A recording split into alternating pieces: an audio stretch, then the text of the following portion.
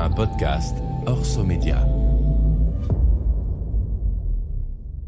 Donc au bout d'un moment, j'ai dit ça suffit, ça suffit les conneries, je me suis barrée en plein milieu d'une émission. Je veux plus voir le mot entreprise en peinture. Donc qu'est-ce que je vais faire de ma vie ? Je vais monter ma boîte, avec ça. J'avais eu aucune expérience, j'ai toujours adoré parler, raconter des trucs, et puis j'aimais bien raconter des histoires quoi. Et j'ai déjà avec Bruno, et c'est devenu un ami. Et puis je suis au bout du rôle, je dis oh, qu'est-ce que je vais faire de ma vie ? Il me dit Pénélope, t'as une voix, pourquoi tu lances pas ton studio de podcast ? On les appelle des influenceurs, ou certains préfèrent créateurs de contenu. Ils ne sont ni journalistes, ni des professionnels des médias, et pourtant ils informent, divertissent ou stimulent les neurones de millions de personnes chaque jour avec leurs vidéos, leurs podcasts, leurs stories ou leurs newsletters. Je suis Christopher Simonelli, cofondateur du label de podcasteurs Orso Média. Et dans Follow Me, je reçois les acteurs de ce qu'on appelle la creator economy. Des individus qui se sont constitués médias et qui racontent à mon micro leur parcours, leur quotidien, leur méthode de travail pour mieux comprendre cette révolution et pourquoi pas vous aider à y prendre part. Bonjour à tous, bienvenue dans ce nouvel épisode de Follow Me. Je reçois aujourd'hui une star du podcast. Tout le monde la connaît, tout le monde l'a déjà entendu, tout le monde l'a déjà écouté. Elle s'appelle Pénélope Boeuf et elle a non pas un podcast, parce que quand je l'ai présenté tout à l'heure, j'ai dit qu'elle avait un podcast, elle m'a dit mais n'importe quoi, j'en ai 12, donc elle a 12 podcasts. En fait j'en ai 10. Bah pourquoi tu m'as dit 12 ? Parce que ça m'est venu sois comme précise ça. déjà. Pardon. Enfin, ok, donc t'oublies 2 podcasts en chemin quoi.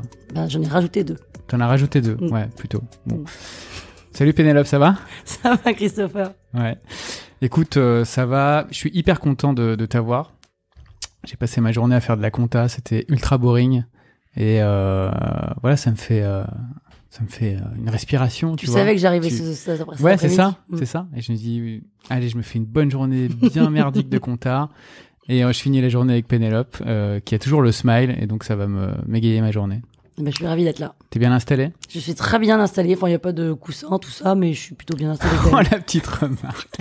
C'est vrai qu'on pourrait mettre des coussins, mais elles sont pas si inconfortables. Ces non, elles sont bien. Mais est-ce qu'on n'est pas toujours mieux avec un coussin ? Ouais, c'est vrai. Ok, je le mets, je note. T'es la première à nous le dire. Ouais, mais je suis la première relou, c'est pour ça. On va dire que oui. Par respect pour mes précédents invités. Bon, la tradition dans ce podcast, pas très originale, mais elle veut que tu te présentes, sans parler tout de suite de ton activité de podcasteuse. Mais on a envie de savoir où est-ce que t'es né, dans quel lycée t'as fait tes études, quelles études tu as faites après. Ça intéresse les gens, ça. Mais non, mais on va y aller vite fait. Ouais. En fait, on veut savoir si t'étais aussi déluré à l'école que dans tes podcasts. Alors tu vas pas me dire oui ou non, parce que sinon ça va être vraiment boring. Je suis née à Londres, j'ai vécu 8 ans à Londres, donc de 0 à 8 ans, et ensuite on est arrivé à Saint-Cloud. Et ensuite, je suis allée vivre à Paris pour mes études. Ok. Et voilà. Pourquoi Londres ? T'as des parents anglais ou français qui travaillaient en Angleterre ? Français qui travaillaient en Angleterre. Ok. Voilà. Donc je ne parle pas anglais comme je devrais, parce que de 0 à 8 ans, j'étais dans un lycée français. Et surtout, j'ai commencé à parler tout court à 3 ans. Et donc mes parents se sont dit, on va pas la mettre dans une école anglaise, parce que déjà qu'elle parle pas tout court, donc ils m'ont mise dans une école française. Tu t'es bien rattrapé quand même, depuis. Je me suis bien rattrapée, je parle beaucoup, mais toujours pas plus anglais, quoi. Ouais, c'est étonnant. Ok, lycée. Lycée Saint-Cloud. T'as fait quoi ? Laurent Schmitt. J'ai fait L. Enfin, bien sûr. Pourquoi, bien sûr ? Non, parce que je suis nulle en maths et je suis pas bonne en éco. Ok. Donc, L. Et puis ensuite du droit. Et ensuite une école de commerce. Et ensuite 10 boulots différents. 10 boulots différents. 10 ou 12 ? En vrai 9. Ok, je comprends pourquoi t'as pas fait maths. Ouais, alors ok, école de commerce, et c'était quoi tes premiers jobs ? Raconte un peu. Alors donc j'ai fait un stage de fin d'études qui était chef de projet digital chez Century Fox. Ok, dans cool. le cinéma. Mais ouais, sympa. Voilà, sympa, c'est ce que Comment je dis. t'as atterri là ? Eh ben, j'ai passé un entretien après avoir envoyé 70 CV à des boîtes qui ne voulaient pas de moi.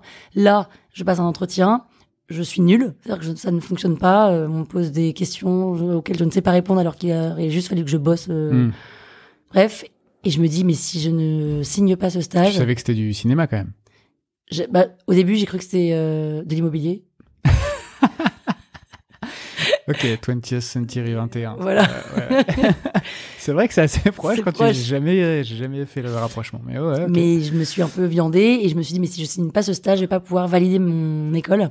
Et du coup, j'ai envoyé un email après être rentrée chez moi en larmes en disant, je vais pas avoir ce stage, en faisant un mail un peu bien écrit, rigolo, en disant, mais je serais super, prenez-moi, nanana. Et le boss a dit, ok, je te prends. Trop bien. Donc finalement, j'ai fait ce stage. Donc, qui s'apparente à un truc génial parce que c'est dans le Cinoche, mais en fait, faut pas croire que les domaines bien un peu sûr. sexy sont les plus sexy, et en fait, pas du tout. Mais c'est Alors, d'être, tu faisais quoi? je faisais le passe-plat entre les créatifs et les clients. C'était pas extraordinaire, quoi. Ouais. Et après, t'as enchaîné sur Donc, quoi? 6 mois. Ensuite, j'ai enchaîné sur une petite période de chômage, hein, comme il faut, voilà. Ouais. C'est toujours bien. Ça. Ouais, oui. On se fait la main comme ça, avec Pôle emploi, tout ça, Ça j'aime arrive bien. au meilleur. Ça arrive au meilleur. Et ensuite, j'ai fait mon premier boulot sur piston, parce que je ne trouvais toujours pas de boulot et je savais pas vraiment Dans ce que je voulais l'automobile, faire. alors. Dans le... Bah écoute, je me mets à ton niveau. Je sens que cette interview va être extraordinaire.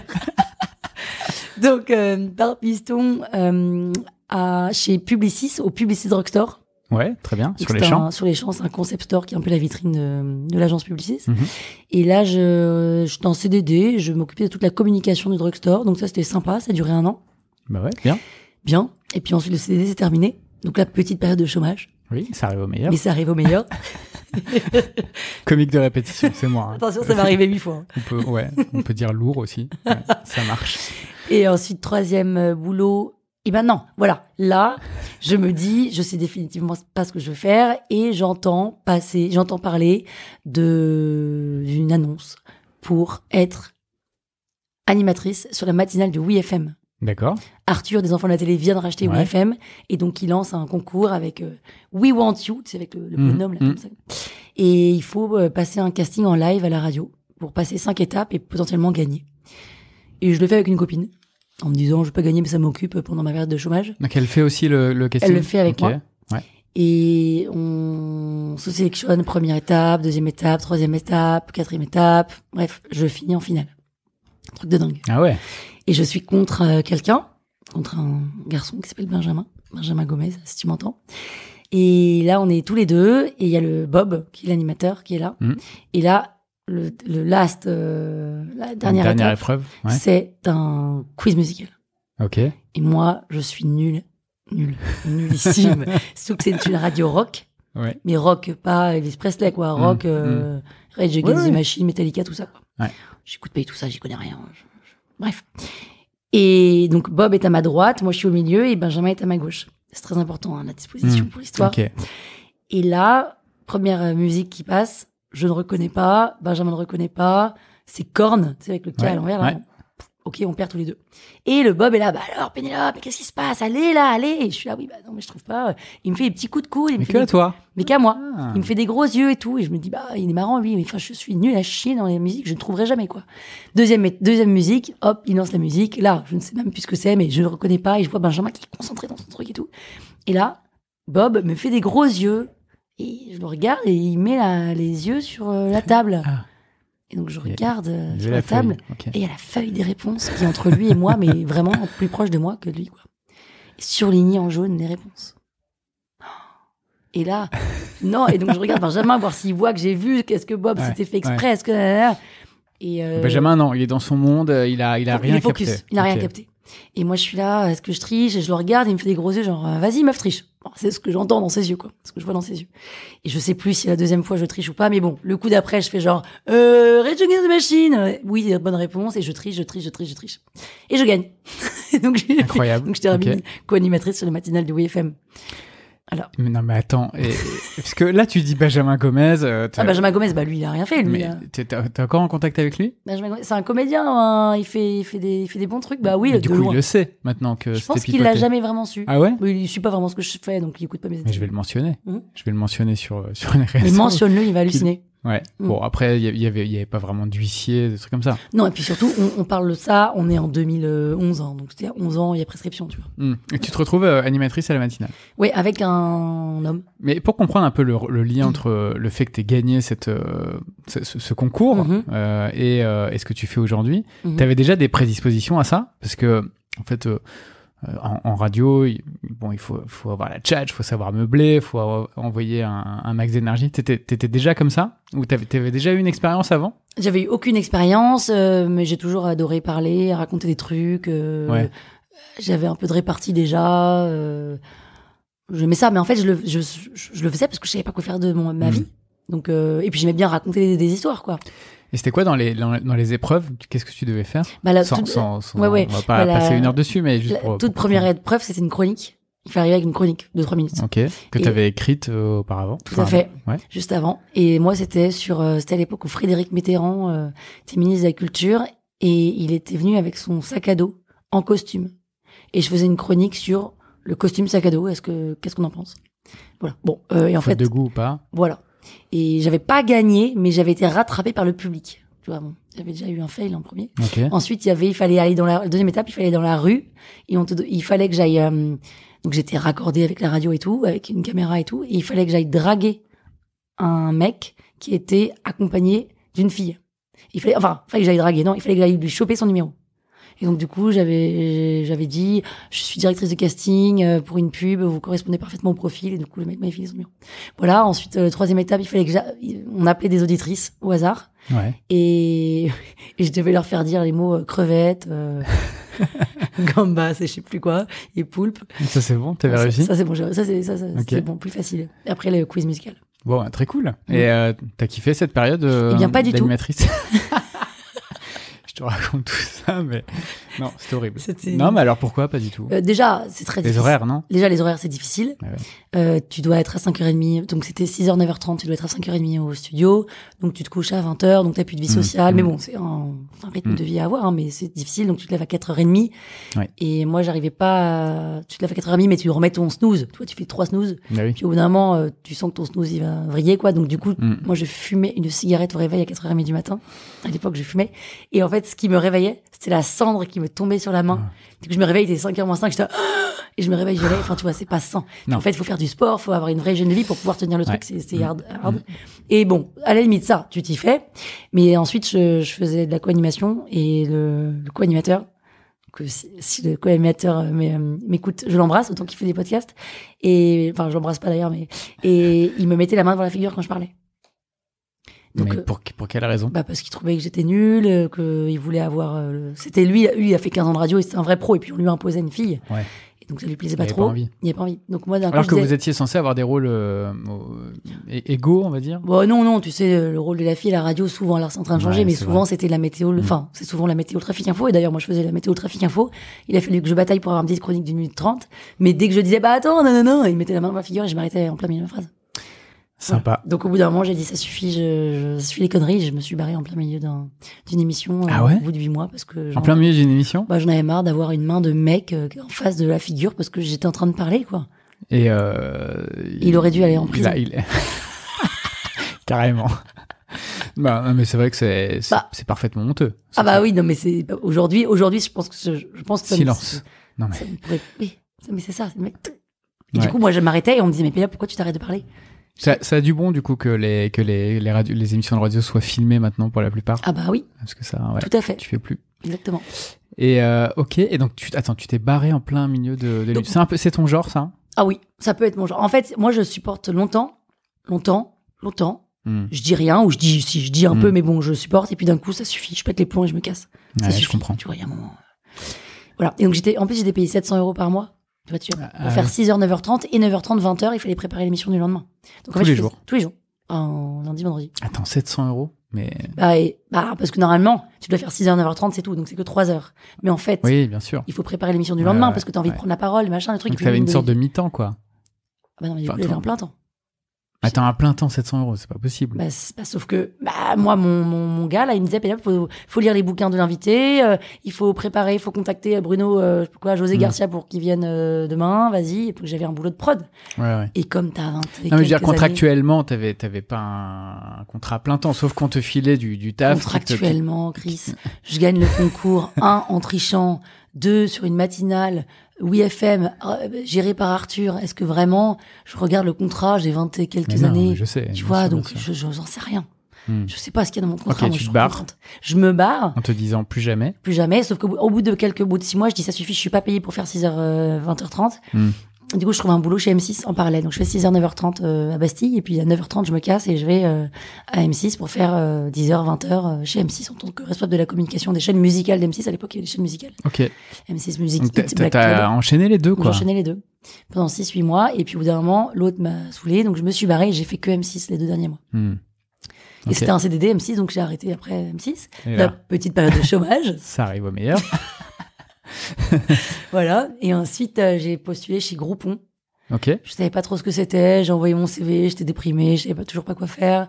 Et puis là, la boss, Barbara, me reçoit. Elle regarde mon CV. Elle me regarde. Elle explose de rire. Elle me dit, ce CV n'a ni queue ni tête. Et là, j'explose de rire. Et elle me dit, qu'est-ce que tu faisais? C'est quoi les Penny News? En fait, les Penny News, c'était ma petite chronique de 1 minute 30 que j'avais réussi à voir pendant la matinale de WFM. Et du coup, je lui dis, par exemple, et là, je lui raconte une Penny News, qui est un fait divers que je romançais, tu vois, un truc pas très drôle, moi, qui me faisait rire, quoi. Et elle explose de rire. Et elle me dit, bon, je sais pas ce que ça va donner, mais je sais que t'as l'énergie de fou, donc je t'embauche, et puis tu vas t'occuper de plein de trucs, je ne sais pas quoi, mais t'inquiète, viens, on va s'occuper de toi. Et du coup, j'ai passé presque 2 ans chez Groupon, jusqu'à faire un petit burn-out. Voilà. Ça arrive aussi au meilleur. Voilà, après 1 an et 8 mois. Ok. Mais c'était quand même une expérience extraordinaire. Mes meilleurs copains viennent de là. Ouais, c'était une grosse boîte, Groupon. Je suis arrivée, on était Ils sont vite 100. redescendus, mais ouais. Ouais, bah, ils sont encore gros, hein. Mais je suis arrivée, on était 100, je suis repartie, on était 600, donc ça allait très très vite. Ouais. Donc je changeais de boulot très très vite. J'ai changé de boulot 3 fois. Bref, c'était super. Et puis au bout d'un moment, bah, je me suis un peu cramée parce que j'aime bien me cramer. Et là, je me suis dit, Qu'est-ce que c'est que cette phrase? J'aime bien me cramer. là, j'aime bien me pousser. C'est ma passion, en fait. Il y a le Krav Maga et, Et me me cramer. cramer. Voilà. Tout ce qui est en cra, déjà. Exactement. Non, mais j'aime bien. Non, parce que tu veux dire par là que tu te donnes à 800% de ce que tu fais. c'est J'adore ça. Ouais. C'est chambé. En fait, moi, je prends plaisir dans l'extrême, dans le jusqu'au boutisme, quoi. Et sauf qu'au bout d'un moment, bah, ça pète, tu vois. Mais c'est pas grave. Alors, en fait, ce que j'aime bien aussi, je crois, inconsciemment, là, je réfléchis en même temps que je te parle, c'est que tu crames, c'est un peu violent, t'as quelques mois où tu te sens une merde, fatiguée, blablabla. Mais après, c'est le renouveau. Tu peux faire tu peux te cramer sur un nouveau truc. Génial. C'est quand même génial. Trop bien.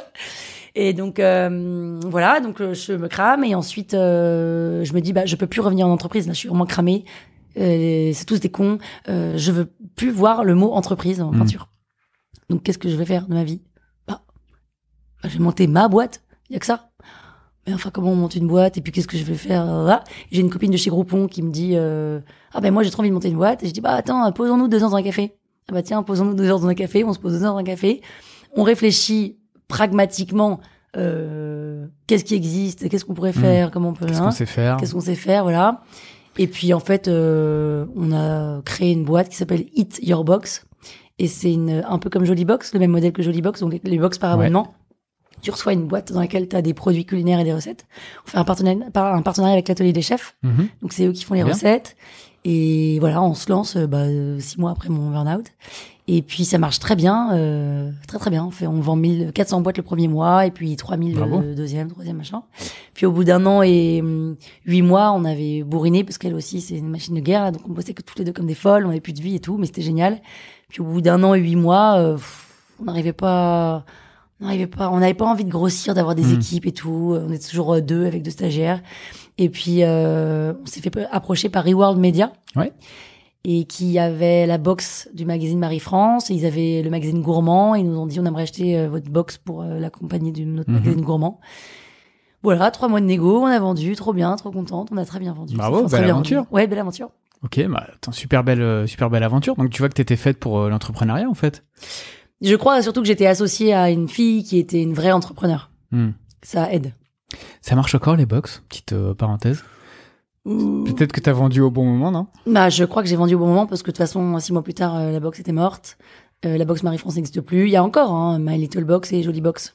Mais oui, qui sont les premières en fait. Ce sont les premières et les dernières. Ok. Et donc là, il y a Envoûté, la T-Box et tout encore. Box de thé. Oui. Mais est-ce que ça marche autant que les My Little Box et compagnie? Je sais pas, mais ça survit. Bref. Ok. J'en vois un peu moins passer, c'est pour ça que je pose la question sur les réseaux, etc. Très bien. Donc là, tu te retrouves avec une montagne d'argent. Oh là là. On parle de 872 millions d'euros quand même. Milliards. 1 milliard. Ok. Donc je dors sur des billets. Et ouais, faut les laver quand même parce que tous les gens les touchent et tout. Oh non, ça va, j'ai pas de temps à perdre. Ok. Je me lave avec des billets.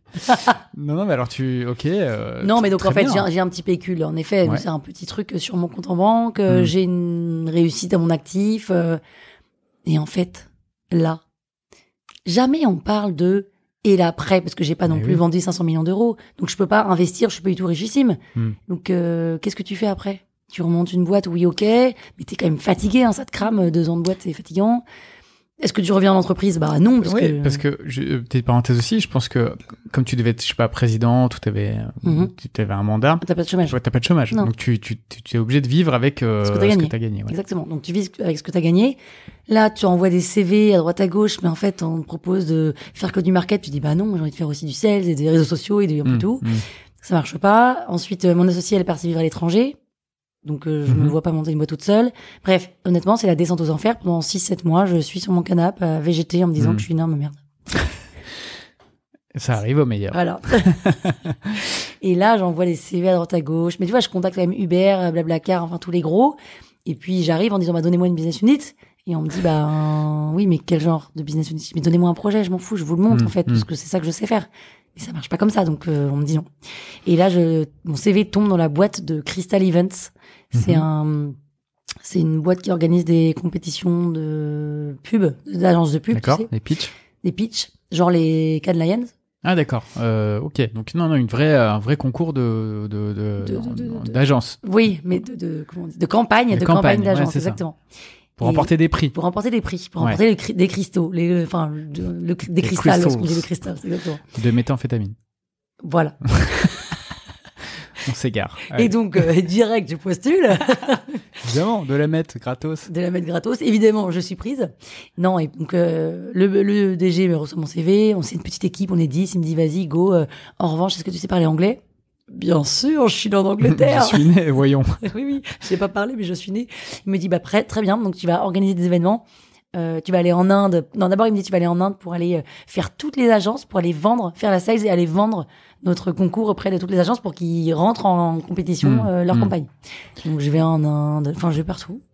Mais c'est très, très chiant. Et donc, après, il me dit, OK, maintenant, tu vas organiser des événements à Shanghai. Attends, c'est très chiant. C'est quand même cool de voyager. Bah, il me dit, tu vas à Bombay. C'est du chambé. taf, mais... Donc, je vais à Bombay. Et puis là, je vais me taper Publicis, TB, enfin, toutes les agences. Et à parler en anglais pour vendre un truc. Puis peut-être que t'étais seule, non? J'étais un peu seule en plus. Et puis, non, mais surtout que le gros concurrent, entre guillemets, c'est les Cannes Lions. Et en fait, on me dit pourquoi est-ce que je rentrerais dans le cristal alors que les Lions, c'est super, quoi. Bon, bref. Et en fait, du coup, après, il me dit, bah, va organiser un événement en Chine, va organiser un événement à Dubaï, va organiser un événement à l'île Maurice. Et donc, j'organise des événements dans ces 3 pays. Et j'organise des conférences autour du digital. Et là, je vais trouver les speakers, faire la ligne éditoriale, trouver les partenaires. Et donc, je m'éclate et c'est super. Et puis, au bout d'1 an et 4 mois, il peut plus nous payer. Ok. Du coup, là. Cette fois, c'est lui qui a tout cramé. Cette fois, c'est lui qui a tout cramé, mais il a même failli me cramer. Et non, et du coup, je dis, bah, ça suffit. En fait, j'ai plus l'âge de plus être payé dans mon boulot, alors que tous les autres seront plus jeunes, donc ils continuent à bosser alors qu'ils sont pas payés. Enfin bon. Donc là, moi, je dis stop, je m'en vais. Mais j'anticipe cette fois-ci, et je contacte des gens sur LinkedIn pour essayer de les rencontrer, donc des gens du Figaro, de la Tribune, dans les médias, pour voir s'il n'y a pas des boulots. Enfin, je sais toujours pas ce que je veux faire, hein. Et puis là, je sais plus quel âge j'ai, mais j'ai 33, comme ça. Et puis, je rencontre quelqu'un au Figaro qui derrière m'appelle une semaine plus tard pour me dire, j'ai entendu parler d'un poste chez Énergie. Il cherche une directrice événementielle. C'est un nouveau poste. Il y a 5 personnes à manager. Tu serais parfaite pour le taf. Vas-y, postule. Donc, je postule auprès d'un chasseur de tête.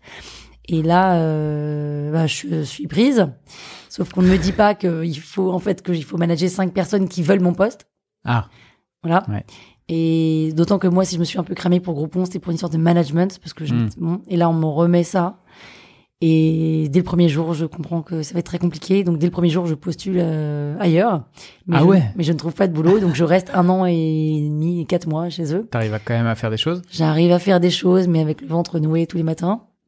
C'est pas très marrant. L'Energy Music Award, je sais pas si t'as déjà entendu parler. J'ai fait ça en side project. Oui, j'ai fait ça en side project. Non, mais d'ailleurs, j'organisais l'Energy Music Award, mais Mais bon, bref, avec une ambiance qui est pas très rigolote tous les jours. Et j'ai un copain de chez Groupon qui devient CEO du Guide Michelin et qui me dit, Pénélope, viens monter le département événementiel du Guide Michelin. Et donc, je pars de chez Énergie pour être directrice événementielle du Guide Michelin. Donc, c'est une création de poste. C'est génial. Il y a 32 guides Michelin dans le monde parce qu'il y a 32 guides Michelin dans 32 pays. Et donc là, je parcours le monde, j'organise, je prépare une énorme strate pour rebrander tout le Guide Michelin. Et puis, au bout de 6 mois et demi, écoute des rebondissements, au bout de 6 mois et demi, mon CEO s'en va. Ok. Et donc là, on met à sa place quelqu'un qui a une 60aine d'années, qui me prend dans son bureau et qui me dit, montre-moi ta strate. Donc, je monte ma strate, je suis hyper fière, c'est hyper moderne et tout. C'est nul. Et il me dit, mais où sont les pneus Michelin? Où est le bibendum Michelin? Je dis, justement, j'ai dépoussiéré. Mais non, mais on les veut. D'accord. Et donc, du coup, je suis partie. Ah ouais. Donc, après 8 mois, donc 8 mois d'essai, je suis partie, donc avec du chômage. Mais à nouveau, chômage. Oui, bon, arrêtez de le dire. On a compris. Non, mais ça arrive au meilleur. Oui, ça arrive. Bon, bah, Il faut dis-le. il faut le dire. Ok, ça arrive au meilleur. La preuve. À nouveau, chômage. Et là, j'ai 34 ans et demi. Je suis au bout du roule à me dire, mais en fait, jusqu'à mes 62 ans, je vais enchaîner des boulots d'un an. Bah ouais, parce que t'es en 34 ans et demi, t'as déjà fait 8 ou 9 boulots différents, voilà. quoi. Et en fait, je sais toujours pas ce que je vais faire. Je sais que je peux soulever des montagnes, mais à part soulever des montagnes, je sais pas trop dans quoi. Et là, j'ai un copain, donc mon boss de... Ah oui, bon, il y a un autre boulot dont j'ai pas parlé, on s'en fout. Mais en gros, j'ai monté une boutique à Saint-Tropez avec quand j'ai vendu à Reworld Media. Ok. Et là, mon boss boutique de quoi? Reworld Media me dit, on a le magazine Marie-France, on veut en faire on veut qu'il y ait un pop-up store, le pop-up store Marie-France. Ouais. On vient d'acheter une maison de 4 étages en plein Saint-Tropez. Pour l'instant, elle est en travaux. Est-ce que tu veux piloter cette maison?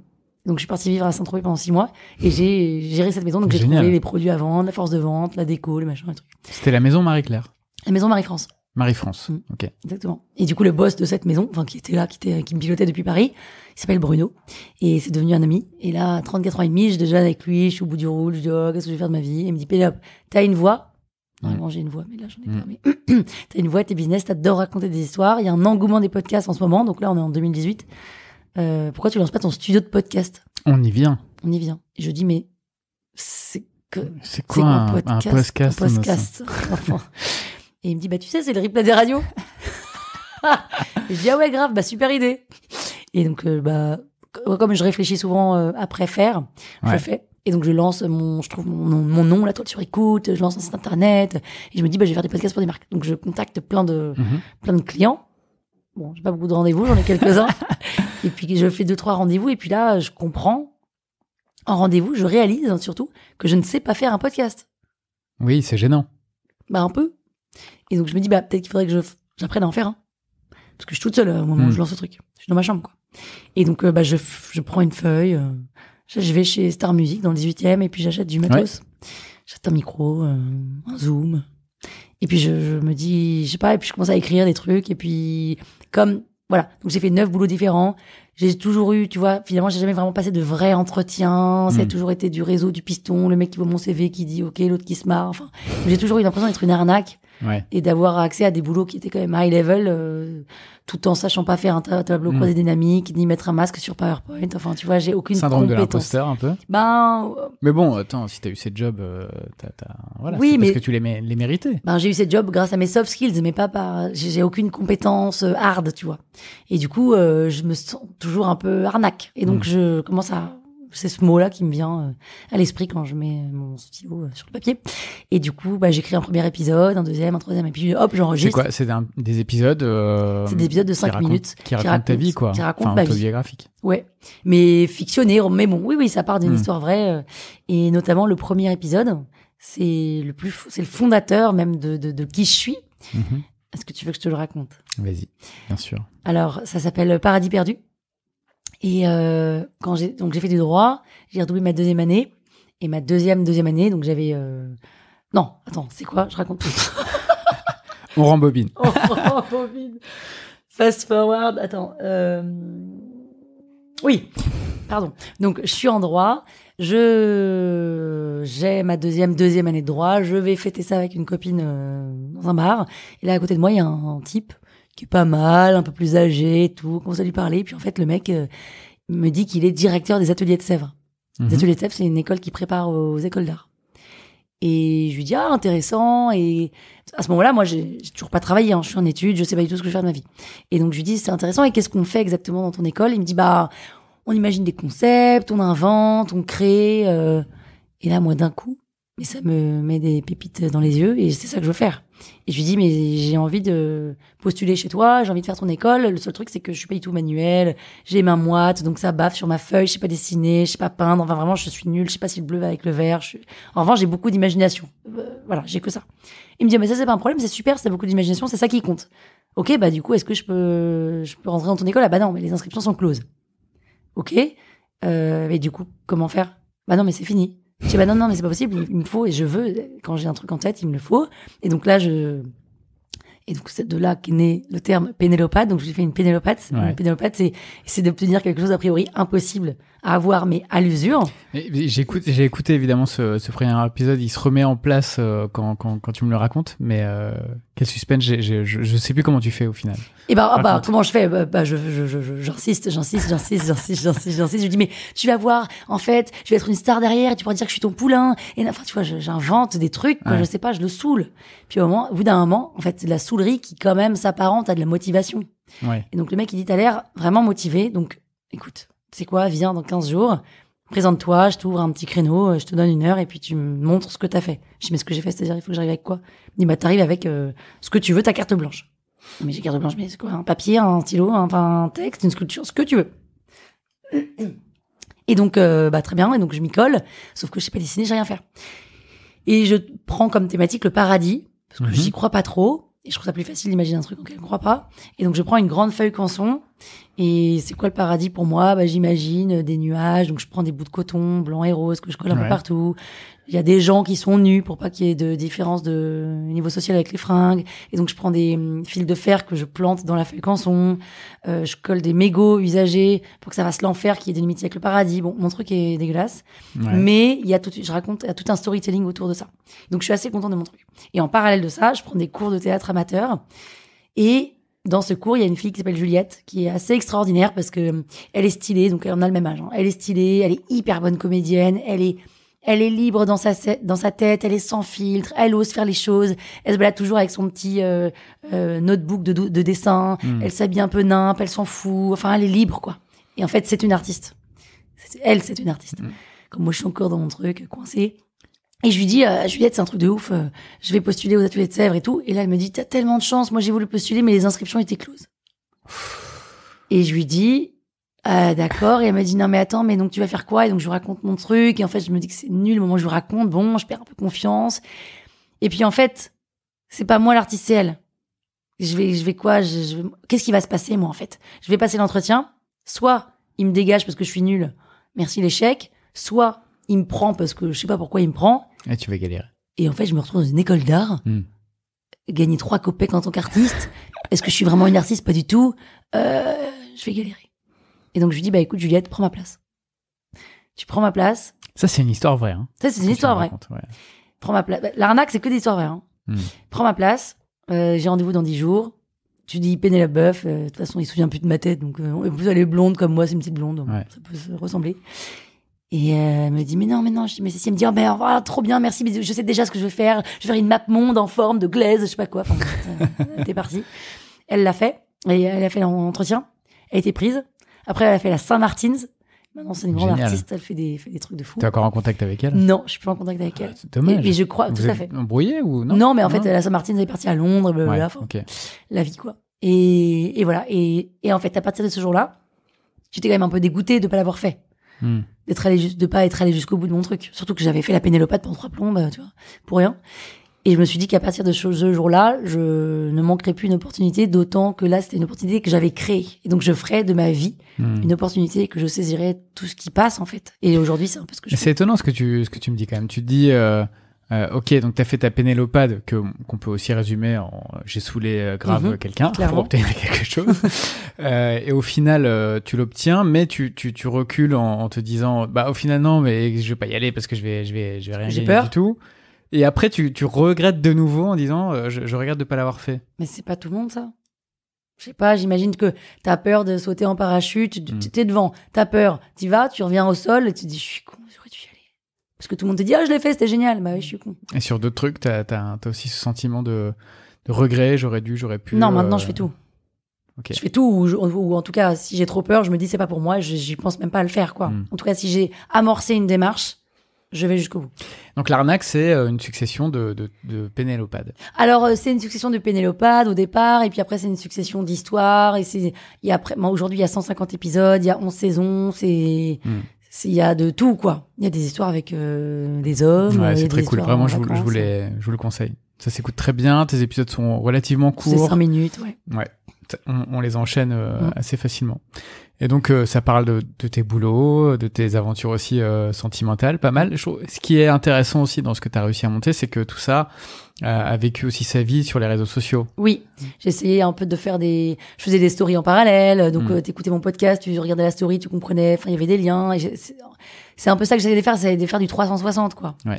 Mais c'est difficile. Et puis, c'est difficile d'emmener les gens dans Instagram. D'où t'es venue cette idée? C'était assez innovant quand même à l'époque où t'as commencé ça.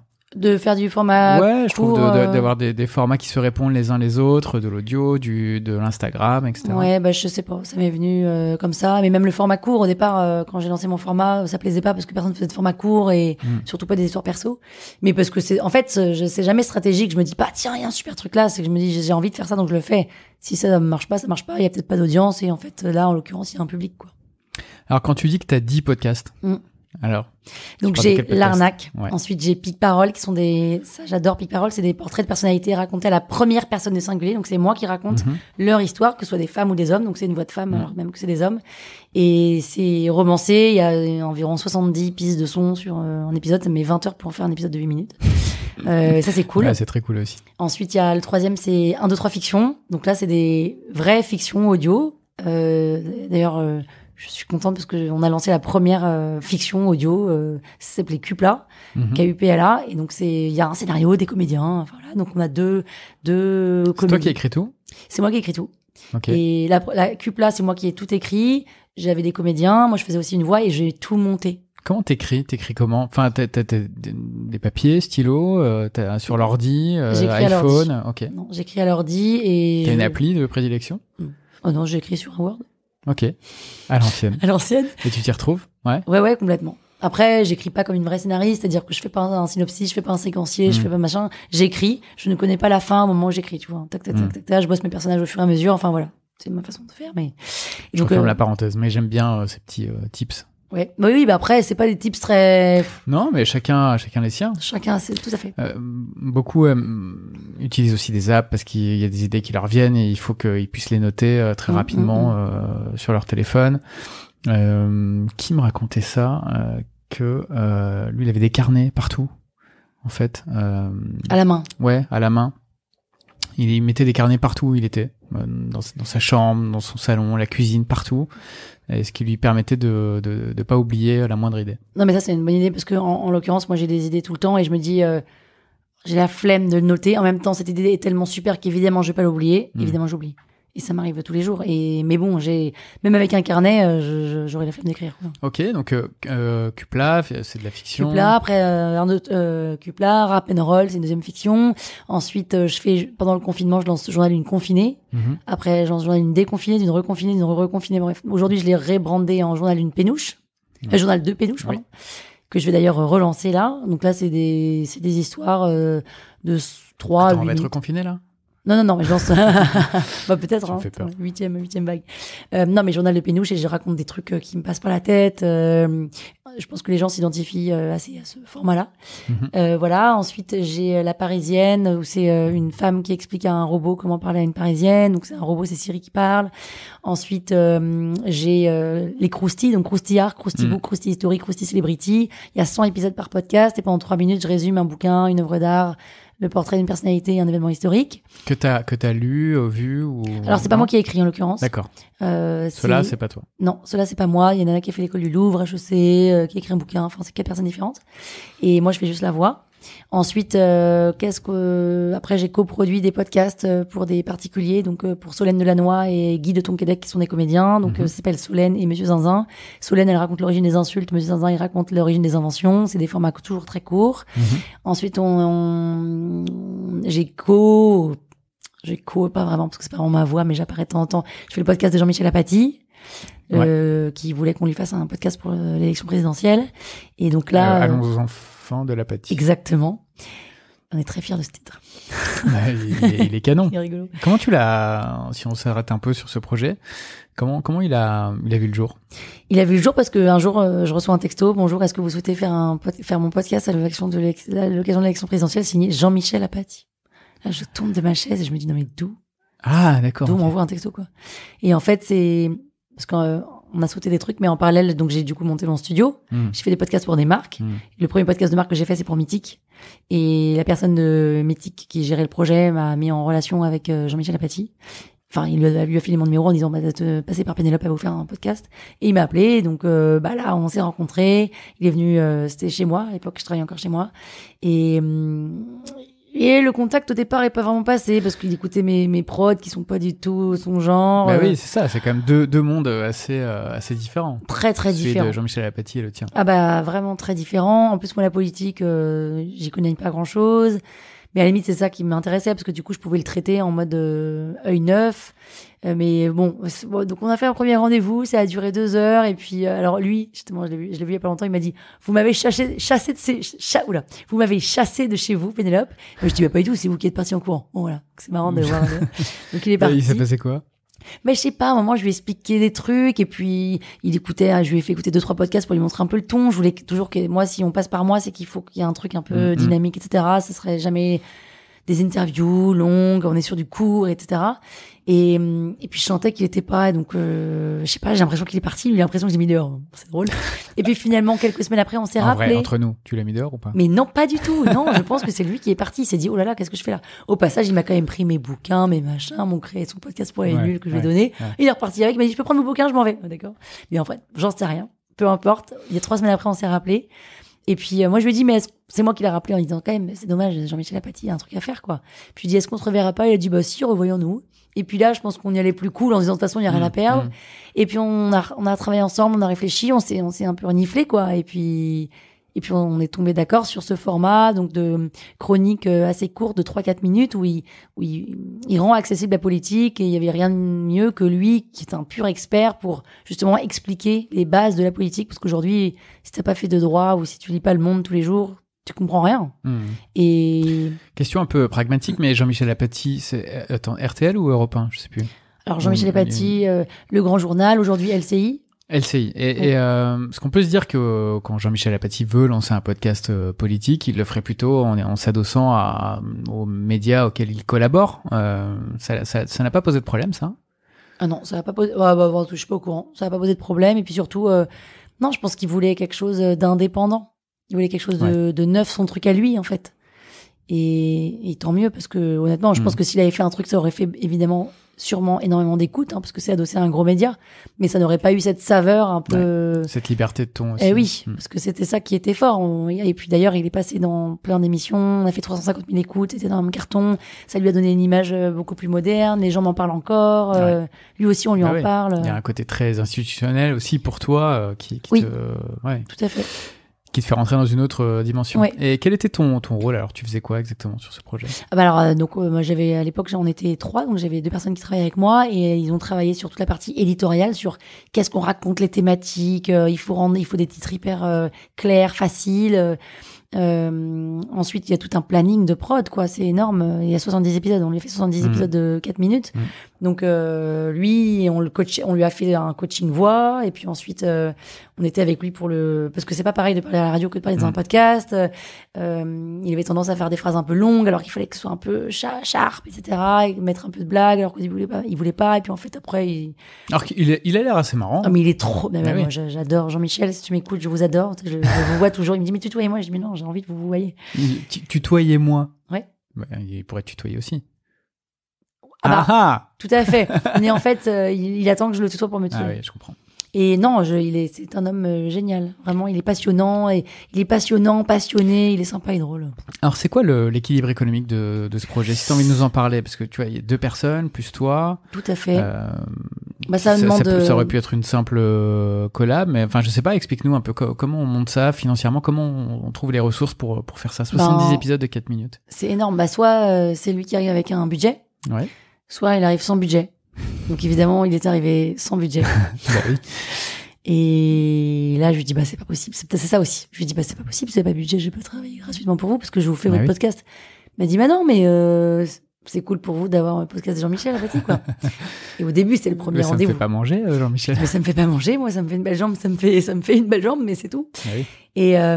Et puis en fait, moi, je me suis dit, bah, c'est le premier projet que je vais prendre un peu, entre guillemets, pro bono.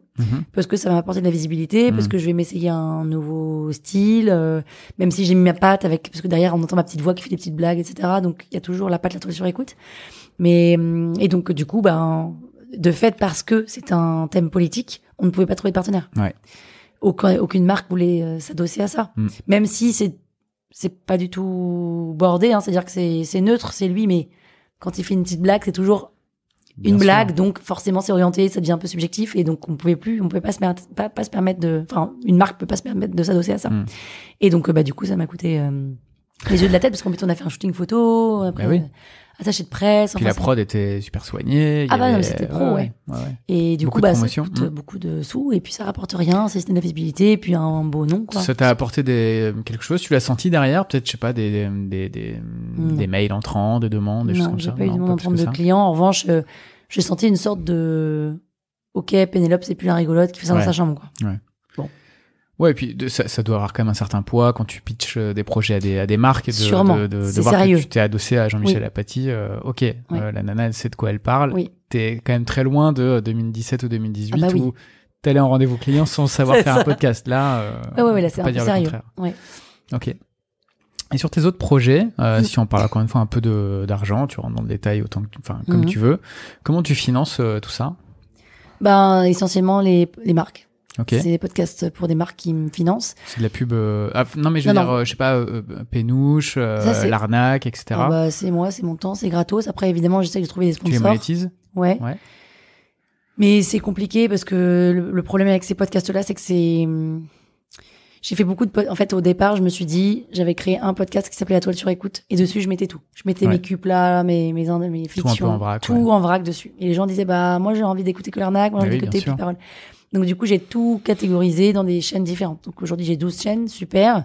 Mais sauf qu'elles ne les alimentent plus. Donc, elles font beaucoup moins d'audience que si j'ai des nouveaux épisodes. Il n'y a pas de régularité, alors que c'est un peu la clé dans le podcast, la régularité. Et donc, c'est un peu le problème. Quand je sors une saison de l'arnaque, je fais 8000 écoutes par jour. Quand je sors pas d'épisode, j'en fais, je sais pas, je me tape 150 par jour.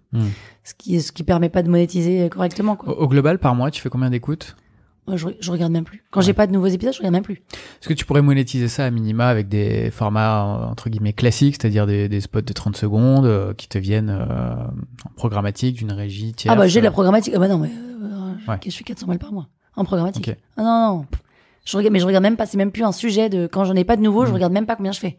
Et donc ton équilibre économique, tu le trouves dans les podcasts de marque que tu fais. OK. Et alors avec une particularité quand même, tu vas nous expliquer, c'est que comme tu dis, tu fais pas de podcast de marque vraiment sur commande, quoi. C'est-à-dire il y a quand même la patte Pénélope Boeuf dans tous les projets que tu fais, y compris ceux pour les marques. Je me trompe peut-être. Ouais, alors je sais pas si c'est la patte Pénélope Boeuf ou en tout cas c'est une patte, je milite pour que ce soit hyper créatif. Donc si une marque arrive en disant je vais faire l'interview d'un tel, je dis bah ça sert à rien de passer par moi, j'ai aucune valeur ajoutée. En fait, moi j'aime bien faire des choses qui m'éclatent, mettre un enregistreur au milieu de personnes, moi je sais pas faire, en plus je le fais jamais, c'est pas mon truc, quoi. Puis j'ai pas les bonnes personnes pour accompagner le projet, donc non. En revanche, réfléchissons à comment est-ce qu'on peut créer un format un peu différent.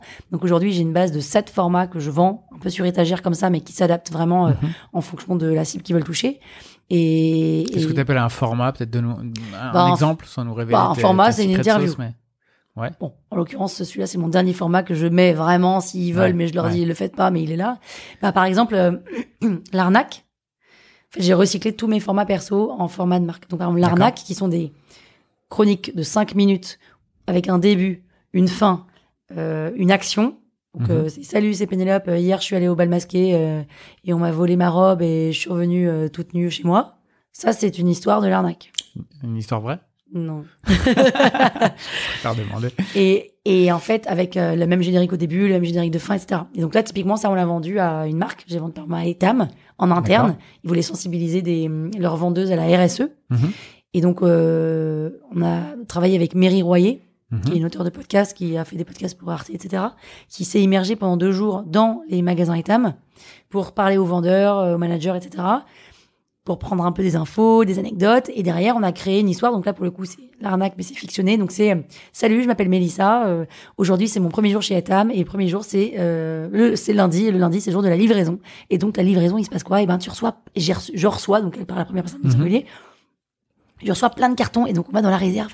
Et dans la réserve, je pensais qu'il y aurait plein de plastique. Mais en fait, pas du tout. Tout est recyclé. Et en fait, Okay. elle te sensibilise D'accord, en je comprends, racontant ouais. des histoires pour que les vendeuses derrière comprennent.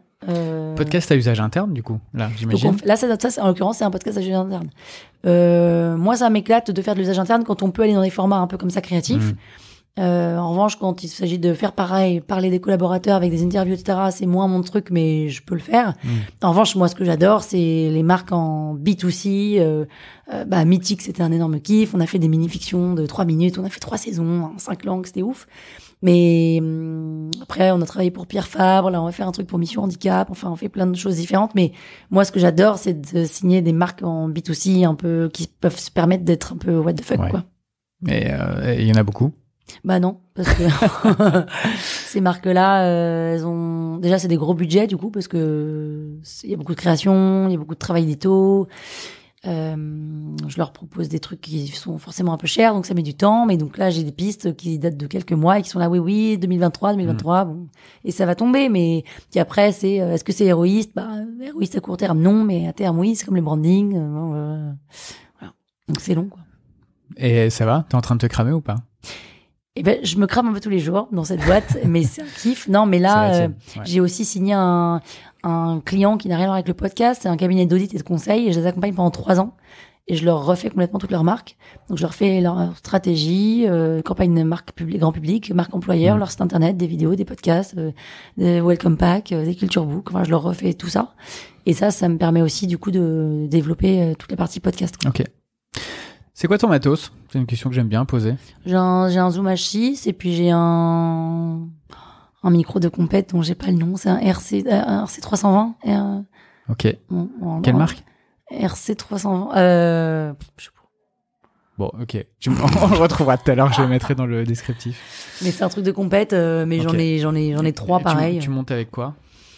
Alors moi aujourd'hui je ne monte plus. J'ai la chance. Non, mais tes équipes. Je sais même pas, mon monteur, il monte avec des trucs de pro, là. Avec Premiere Pro, je pourrais... Non, pas Premiere Pro, c'est pour de la vidéo, ça. Ouais. Ouais, non, pas du tout. Adobe Audition, peut-être? Non, encore mieux, il y a quoi? Pas First, là. Putain, je suis grave. En audio? Montage audio? Il y a un truc un peu plus compliqué que Audition. T'as Audacity, Non, c'est gratuit. c'est moi qui ai fait la Reaper base. 64. Non. Tu as... Audition et... Oui, voilà, celui-là. Non, franchement, je vois pas. Mais si, il monte sur un truc... Enfin bref, bref. Écoute, je sais pas, c'est son travail, il est monteur. Moi, je ne sais pas sur quel logiciel. Bon, de toute bah, façon, tu le retrouveras et on le mettra quand même. Voilà, d'accord. Non, mais j'aime bien savoir quels sont les outils utilisés par les différents créateurs de contenu. Moi, en tout cas, personnellement, j'ai quand même monté Cupla, soit 8 épisodes de 15 minutes en fiction sur Audacity. Et alors, tout s'est bien passé? Ah bah, tout s'est C'était bien passé galère. avec quelques bugs. D'un coup, tu perds toutes tes pistes, etc. Et comment t'as fait? T'as pris des cours ou t'as découvert tout ça? Non, toute seule. Ok. Bon, T'as pas du tout effrayé?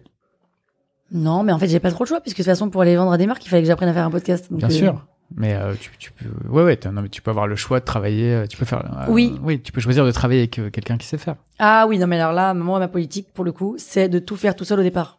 Pour pouvoir derrière maîtriser. Tu vois, typiquement, mon monteur, aujourd'hui, quand il monte et puis j'entends un pet, je l'entends très très bien parce que je sais, je lui dis, mais attends, ça va prendre 3 secondes, tac, Oui. tac. Et à la limite, je le D'accord prends, je le avec fous sur mon Audacity, je le casse, je le coupe moi-même, tu vois, enfin. Et d'ailleurs, aujourd'hui, mes équipes, il y en a qui ont pas du tout vocation à monter, puisque de toute façon, j'ai un monteur à plein temps. Mais je leur dis, je m'en fous, vous apprenez Audacity. Donc, je vais leur faire un petit cours d'Audacity pour qu'ils puissent couper des trucs rapidement pour qu'on ait à passer à chaque fois par lui, qui est sur des gros projets, quoi. On n'a pas parlé de la série que tu as lancée là Tout récemment. à fait.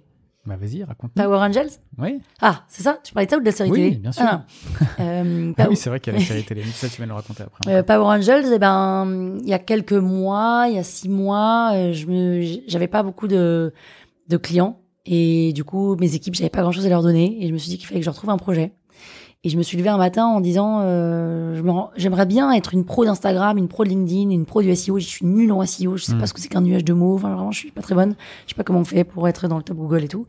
Et puis, je connaissais 2-3 filles qui sont des expertes là-dedans. Et je me suis dit, mais pourquoi est-ce qu'on lancerait pas une collection de podcasts faits par des femmes qui sont expertes dans leur domaine, un peu tech. Et en l'occurrence, du coup, j'ai contacté Nina Ramen qui gère le copywriting. Qui est passée dans le podcast. Qui est passée dans ton podcast. Qui gère le copywriting. Caroline Jurado. Qui est passée dans mon podcast. Qui gère la crypto. Caroline Mignot. Qui n'est pas encore passée dans mon podcast. Qui gère LinkedIn. Véronique Diong, qui n'est pas passée dans ton podcast. Caroline Mignot, c'était sur LinkedIn? Performer sur LinkedIn, ouais. Ok. Véronique Diong, c'est maîtrise le SEO. Je la connais pas. Et Aurélie Moulin, qui a écrit le livre Le guide Instagram aux éditions Erol, c'est comment se démarquer sur Instagram. Je connais pas non plus. Et que des femmes. Que des femmes. Pourquoi d'ailleurs? Bah justement parce qu'en fait les femmes, on parle rarement de leur expertise. Et il faut savoir que aujourd'hui, je plus à 17% des femmes dans les postes tech, quoi. C'est rien du tout. Donc alors que, et puis il y a un truc un peu, je sais pas pourquoi, nous les femmes, on a peur des trucs technologiques. Dès que ça devient un peu technique, parce que ces 5 profils-là sont vraiment super reconnus, quoi. Je trouve dans leur domaine respectif. Sont très influentes, mais bon, il y a des billets culturels dès le plus jeune âge. Il y a des stéréotypes qui font que les femmes ne vont pas vers les filières un peu scientifiques, techniques. Tu vois, typiquement, moi j'ai fait les maths, ça me fait peur, les chiffres, j'aime pas trop ça. Voilà. Et du coup, je les ai contactées et puis pour le coup, on leur a fait donc 70 épisodes chacune. Donc ça fait 350 épisodes. Ouais. Alors pourquoi 70 à chaque fois? C'est pas la première fois que tu dis ça? Une petite parenthèse. Ouais, alors j'ai un peu menti pour Jean-Michel Apathy parce que c'était 64. Là, c'est 70. En l'occurrence, c'est 69 plus 1. Ok, bon. Voilà, il n'y a pas vraiment de raison. Ça marche. Mais parce qu'en l'occurrence, c'est important d'avoir une régularité dans les podcasts. Et si t'en lances, comme c'est des formats courts, si t'en lances que 20, au bout d'un moment, ça s'arrête. C'est 20. Enfin, c'est 20 VAN. Et du coup, 70, ça permet de tenir sur la longueur. Donc là, on en diffuse un tous les jours pendant un mois et après, c'est 3 par semaine. Comme ça, on va jusqu'au mi-janvier. Ok. Voilà. Donc très didactiques, pédagogiques. Ouais, très pédagogique, 4 minutes avec des titres très clairs. Est-ce qu'il vaut mieux suivre ou connecter quelqu'un sur LinkedIn? Comment on fait pour faire un nuage de mots? Voilà. Bravo pour la DA, je trouve, de ce projet. Évidemment, les 5 covers sont chacune avec une couleur qui définit bien leur identité. Façon Power Rangers. Ouais, je trouve ça très très chouette. Ouais, bah oui, c'est vrai. Power Rangers. C'est un mélange de Power Rangers et de Business Angels, tu vois, il y a un truc un peu. Non, c'était très chouette, super cohérent visuellement. Et là, pareil, t'arrives à monétiser tout ça? Bah là, on a réussi à avoir des partenaires. T'as un partenaire par podcast? En fait, ils choisissent sur lequel podcast ils veulent être. Il y en a qui veulent être sur les 5, qui ont les moyens d'être sur les 5. Il y en a qui veulent être que sur une. Donc voilà, après c'est comment tu les intègres dans tes podcasts? Donc soit c'est elles, donc les filles qui font un spot dans leur voix. En host-thread. En host-thread. Ouais. Soit c'est moi qui fais un spot, salut c'est Pénélope. Ok. Parce que de toute façon, chaque épisode est brandé La Toile sur écoute et après il y a un Power Angels, mais donc il y a les deux, il y a et La Toile sur écoute et Power Angels comme jingle, donc on connaît ou pas, mais que c'est mon studio, quoi. Bravo. Mais j'ai vraiment voulu le séparer de La Toile sur écoute. Et là, tout est produit ou tu produis un peu au fil de l'eau? Ah non, tout c'est bon, tout est en ligne, tout est produit. Ok. Terminé. Tout est en ligne, tout est programmé. Tout est programmé. Programmé sur Acast, ouais. Bravo. Ça a dû pas mal t'occuper. Bah, c'est 4 mois de travail pour mes équipes, en l'occurrence. Moi, une fois que tout était lancé, je m'occupais plus de rien. Et puis après, il y a un énorme travail de planning parce que 5 filles à venir enregistrer. Donc, elles venaient enregistrer dans nos studios. Et j'ai pas 50 studios, quoi. Donc, elles venaient enregistrer dans les studios, les unes après les autres. Il fallait refaire. On les a coachées au départ vocalement parce que pareil, elles avaient pas l'habitude de faire de la chronique de 3 minutes. C'est un truc très spécifique, ça. Et je voulais pas que ce soit trop lu. Alors, il y en a, elles ont toutes des personnalités différentes. Il y en a où c'est hyper punchy, il y en a où c'est un peu plus pédagogue. Mais je trouve que chacune dans leur genre, de toute façon, c'est très clair. Et vraiment, à la fin des 70 épisodes, tu performes sur LinkedIn, tu maîtrises Instagram, tu maîtrises le SEO. Enfin, t'arrives à la promesse, quoi. Projet, bravo. Merci. Alors, tu me parlais d'une série. Oui, donc j'ai écrit une série télé pour AB1. AB2, RTL9, c'est pas non plus TF1, mais bon, c'est une série. Donc c'est 90 épisodes de 1 minute 45. Moi, j'aime bien le format court. Ouais. C'est ma spécialité. Et en l'occurrence, c'est des mini-histoires très courtes, hein, qui se terminent à la fin de chaque épisode. Donc, c'est Capucine, ça s'appelle Capucine. Et c'est une fille qui est tout le temps avec ses AirPods. Parce qu'en fait, à la base, on voulait adapter l'arnaque en vidéo. Puis c'est très compliqué. Et donc, je me suis dit, mais pourquoi est-ce que ces histoires que je raconte moi, ce serait pas quelqu'un qui les raconterait à quelqu'un? Donc, en fait, elle les raconte au téléphone avec ses AirPods. Soit à sa mère, à son pote, à sa meilleure copine, à sa sœur, enfin, voilà. Et en fait, elle raconte des histoires qui lui sont arrivées. Ouais. Et elle la raconte toujours dans un environnement dans lequel elle devrait pas forcément les raconter. Par exemple, elle va dire, dans un supermarché où derrière elle, il y a une femme enceinte avec 4 enfants. Elle va raconter à sa meilleure copine qu'elle a une charge mentale de bâtard. Enfin, une charge mentale de bâtard, de célibataire, en tant que célibataire. Et l'autre, elle lui dit, mais attends, mais comme ça, bah, bien sûr que oui. Moi, il faut que j'aille draguer sur Tinder. Ça met du temps, ça met un temps ouf. Aller déposer mes colis chez Vinted aussi. Et j'ai dîné avec ma pote qui était avec ses 4 enfants, qui me disait qu'elle aussi avait une charge mentale. Pardon, mais ça n'a rien à voir. Enfin, je dirais, enfin bref. Et elle le dit devant une mère avec ses 4 enfants qui est en train, évidemment, de beaucoup plus galérer que l'autre qui est en train d'acheter son masque au concombre. Ah, c'est rigolo. Et c'est diffusé, ça? Donc là, c'est diffusé depuis le 29 août. C'est 3 capsules par soir à 20h25 sur AB1. Et voilà. Il faut vraiment être abonné à AB1 ou ça se regarde en replay quelque part? Alors, il faut être abonné sur AB1. Après, tu peux regarder sur MyCanal, mais si tu as MyCanal, c'est super. Mais de toute façon, après, il faut être abonné à AB1 sur MyCanal. Oui, c'est très accessible. Rien, ce que tu dis. Ça ne sert pas à grand chose si vous n'avez pas AB1. Mais abonnez-vous à AB1 juste pour regarder la série. Franchement, très cool. Et comment ça s'est fait, ça aussi? Raconte un peu. Et ben, là, j'ai contacté une boîte de prod parce qu'à l'époque, je voulais apprendre à écrire parce que moi, je sais écrire à ma façon, mais j'ai pas de vraie technique. Et donc, je voulais apprendre à écrire genre, en mode pour Plus belle la vie, Demain nous appartient, ces trucs-là pour apprendre. Showrunner, quoi. Ouais. Mais à la chaîne, showrunner, c'est pas ça. Showrunner, c'est ce que j'ai fait là sur Capucine. Ça veut dire que moi, j'ai écrit 10 textes. Il y a eu 80 textes qui ont été écrits par des auteurs et moi, je suis repassée dessus, j'ai mis la patte. D'accord, ok. Là, c'est plus pour écrire de l'épisode un peu à la chaîne avec des personnages qui sont déjà installés, etc. Et en fait, j'ai rencontré du coup une personne qui m'a mis en contact, et puis je sais pas, ils m'ont vu, je leur ai dit j'aimerais apprendre à écrire, ils ont dû dire que j'allais pas savoir écrire pour ça, ils m'ont dit tu devrais plutôt rencontrer cette boîte de prod et faire tes propres prods. Et j'ai rencontré donc cette boîte de prod et puis on y est venu comme ça. T'as quand même une capacité à aller au bout de tes idées qui est dingue, non? Bah parce que je crois que ça vient de cette histoire de l'atelier des Sèvres, l'atelier des Sèvres où je suis jamais allée, maintenant je vais jusqu'au bout quoi. T'as quand même là tu te souviens d'idées qui sont pas allées au bout? Ah bah non mais tous les jours. Bah lesquelles? Bah non mais j'en sais rien, mais tous les jours j'ai des idées. En fait c'est pas qu'ils sont pas allés au bout, c'est des idées que j'ai pas les moyens ou j'ai pas les ressources ou ça va prendre trop de temps. C'est quoi celle qui te tient le plus à cœur là et que tu peux évidemment partager avec nous si t'as envie? Mais que je vais faire ou que je vais pas faire? Bah, évidemment que c'est parce que tu veux faire. Mais non mais il y en a plein que tu vas par exemple, donner les moyens de la faire. Non mais tu vois il y en a une que j'adorais faire mais c'est trop de temps, j'ai pas la bande passante, j'adorais faire, c'est l'année dernière j'ai fait une fiction sur Instagram. J'ai raconté une fausse histoire sur Instagram. D'ailleurs, si jamais, voilà, c'est fou. Désolée si jamais vous écoutez, c'est fou. C'est l'histoire de Robin, c'est une histoire d'amour. Oui, voilà. Ouais, bien sûr. Et ça a cartonné. J'ai gagné 15 000 followers en 3 semaines. C'est un truc de ouf. On en parle encore, etc., etc. Où tu montrais dans tes échanges de SMS, exactement. etc.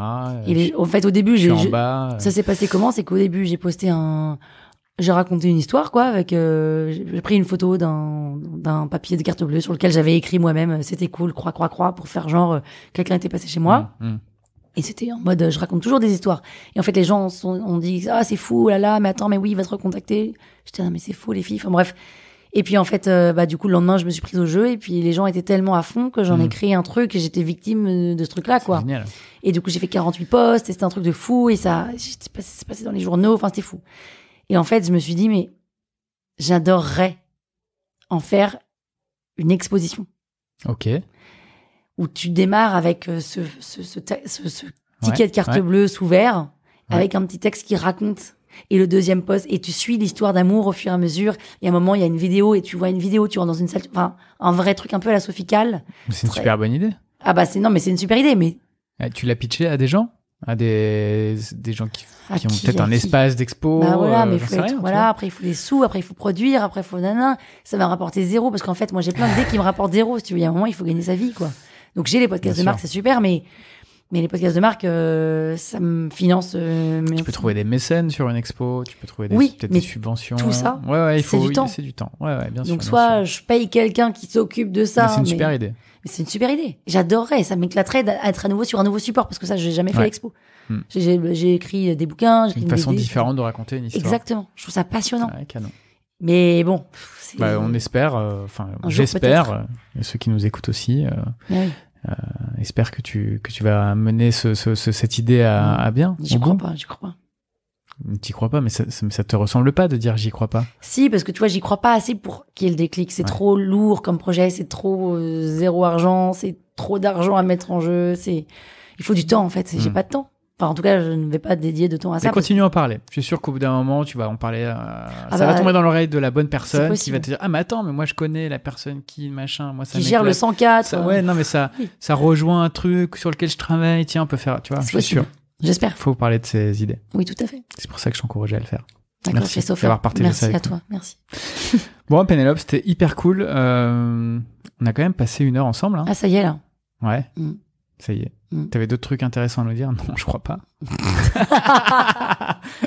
Mais si, tu rigoles, j'en ai encore comme plein. tu m'as quand même dit 4 fois que ça te saoulait de mettre 2 micros avec un zoom au milieu et d'enregistrer. Tu vois, je veux pas prolonger ta Il y a une différence sentence, entre proposer un format interview à une marque que parler dans un micro. Tu t'es ennuyé là?